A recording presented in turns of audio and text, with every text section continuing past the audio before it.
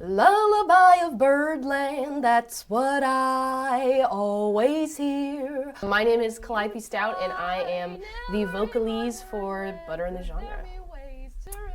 My favorite song to perform would probably have to be Lullaby of Birdland. It's classic standard, but I love to swing, and you can't beat the B section, it's so good. Music we make with our lips when we kiss.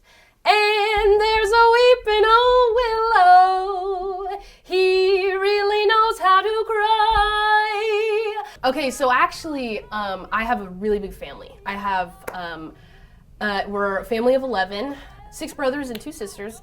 And as kids, we were always very competitive.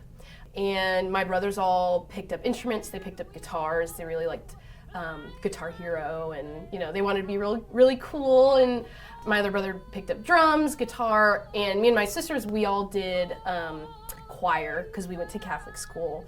And sort of, I think the way that I got into singing technique, just in general, was actually my 8th grade choir teacher, Mrs. Hoyle, and she had me participate in solo and ensemble competition, and I competed with a German piece and an Italian piece, and I fell in love with singing in foreign languages. It felt like I had sort of unlocked a secret world of music that I didn't know existed, and it was so romantic and so fun and so campy, and that sort of brought me into opera.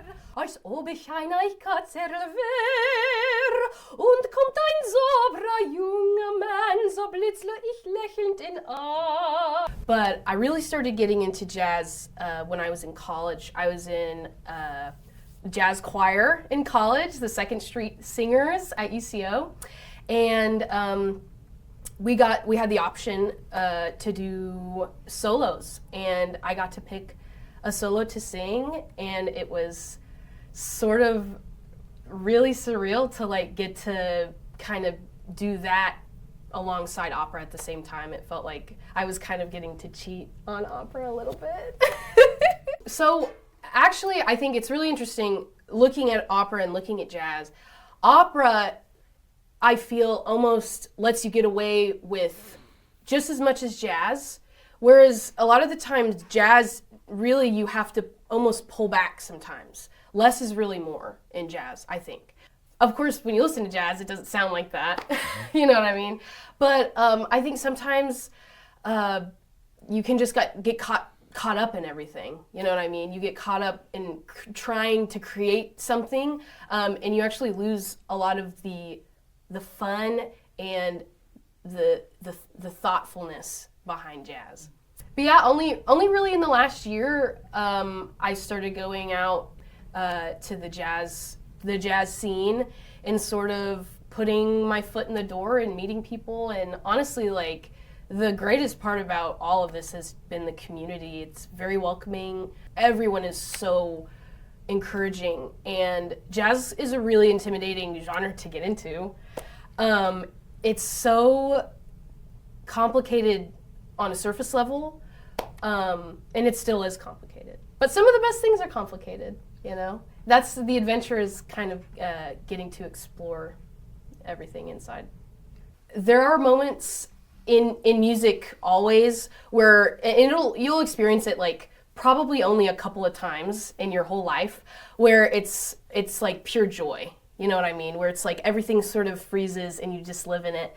And of course, there are moments like that in jazz all the time. But there is something to be said about sort of sitting in the pocket, where everybody is, we're all in the rhythm and we're all kind of feeling the music off of each other. And you kind of feel like you could just live in it forever, And it's like the song never ends, and you're having so much fun. It feels like there's nothing you could do that could be wrong, which is honestly a great feeling as a musician, because when you're performing, you're always worrying about, what am I doing wrong?